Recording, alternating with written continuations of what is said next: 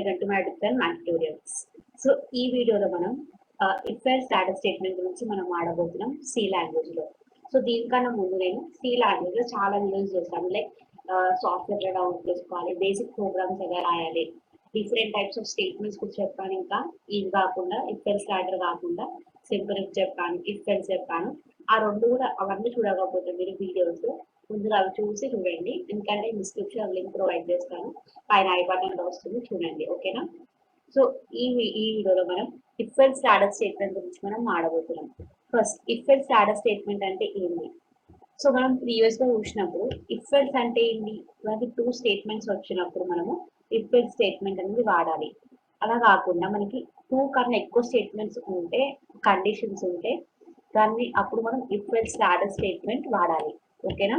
So syntax ఎట్లా ఉంటుందంటే, first if keyword రాసి దాని తర్వాత మనం బ్రాకెట్ లో మనం కండిషన్ రాసుకొని తర్వాత మనం ఫ్లవర్ బేసెస్ ఓపెన్ చేసుకొని క్లోజ్ చేసుకోవాలి. ఈ ఫ్లవర్ బేసెస్ ఓపెన్ చేసి క్లోజ్ చేసిన మధ్యలో మనం స్టేట్మెంట్స్ అనేది మనం రాసుకోవాలి.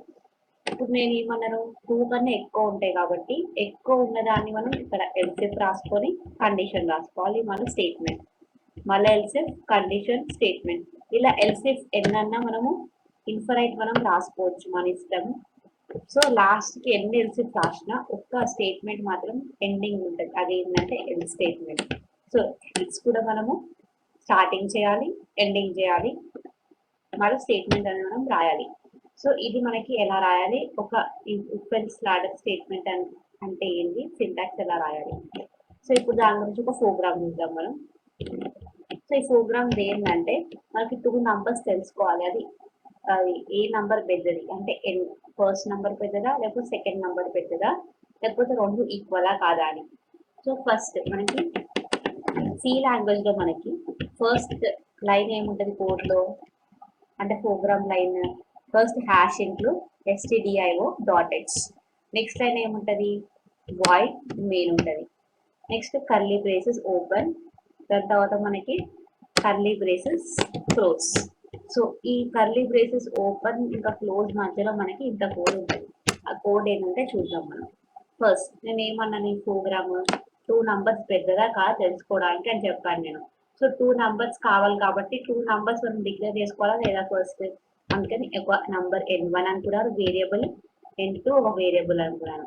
సో ఈ నంబర్స్ అనేవి మనకి ఏ ఫామ్ లో ఉంటాయి, ఇంటీజర్ ఫామ్ లో ఉంటాయి కాబట్టి ఇంటిజర్ టైప్ అనేది మనం వాడాలి. Next semicolon compulsory. ఇప్పుడు మనం యూజర్ ని అడగాలి, అంటే మనం ఎవరైతే మనం చేస్తున్నారో వాళ్ళని అడగాలి, n1 ఫస్ట్ నంబర్ ఏంది ఎంటర్ చేయండి, సెకండ్ నంబర్ ఏంది ఎంటర్ చేయండి అని. సో దానికోసం మనం ప్రింట్ఎఫ్ అనేది మనం ఫంక్షన్ వాడతాం. డబుల్ కోట్స్ మధ్యలో మనం ఎంటర్ ది 2 నంబర్స్ అంటాం, సెమికోలన్. సో ఇప్పుడు ఎంటర్ చేసిన నంబర్స్ అనేది మనకి సేవ్ అవ్వాలి, అంటే స్టోర్ అవ్వాలి మనకి మెమరీలో. దానికోసం మనం స్కాన్ఎఫ్ వాడతాం. స్కాన్ఎఫ్ పర్సెంటేజ్ డి ఎందుకంటే మనం ఇంట్ డేటా టైప్ వాడుతున్నాం కాబట్టి దాని ఫార్మ్ స్క్వేర్ ఏంటి పర్సెంటేజ్ డి 2 టైమ్స్, ఎందుకంటే మనం 2 నంబర్స్ ఒకసారి మనం అడిగినాం కాబట్టి ఒకసారి ఇలా స్టోర్ చేసుకోవచ్చు. సో మళ్ళీ ampersand symbol n1 ampersand n2 semicolon. Next ఇప్పుడు స్టార్టింగ్ మనం ఇఫ్ ఎల్స్ స్టాటస్ స్టేట్మెంట్ అనేది మనం వాడాలి. సో ఫస్ట్ ఇఫ్ కీవర్డ్ రాసి n1 ఒకవేళ ఫస్ట్ నంబర్ అనేది గ్రేటర్ ఉంటే సెకండ్ నంబర్ కన్నా, ఫర్ ఎగ్జాంపుల్ మనం n1 5 తీసుకుంటే n2 2 తీసుకుంటే ఈ ఫస్ట్ నెంబర్ అనేది గ్రేటర్ ఉంది సెకండ్ కన్నా, అంటే 5 అనేది పెద్దది 2 కన్నా. అప్పుడు మనకి ఏమని ప్రింట్ అవ్వాలి, percentage d is bigger than percentage d, అంటే n1 అనేది పెద్దదని, n1 is bigger then n2, అంటే 5 ఇస్ గ్రేటర్ దెన్ 2 అని మనం ఇవ్వాలి. అప్పుడు ఈ స్టేట్మెంట్స్ అనేవి ఏవి మనకి ఎక్స్క్యూట్ అవ్వవు, జస్ట్ మనకి ఇది ఎక్స్క్యూట్ అవుతుంది.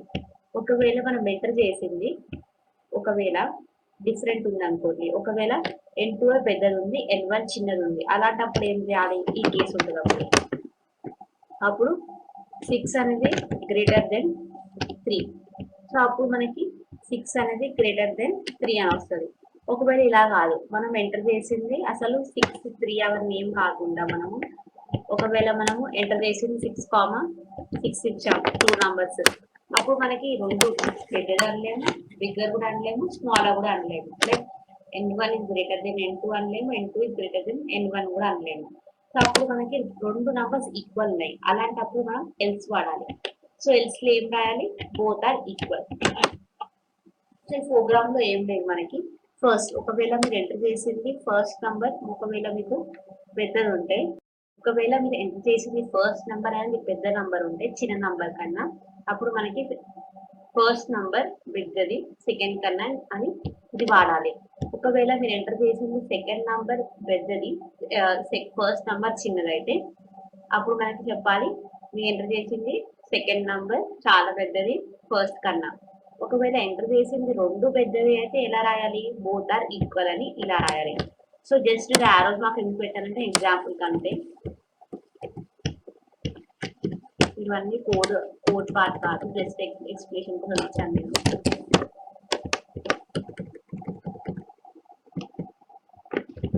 సో ఫ్రెండ్స్ ఇది మనకి ఈ వీడియోలో మనం ఇఫ్ ఎల్స్ స్టేటస్ స్టేట్మెంట్ గురించి మనం మాట్లాడినాం.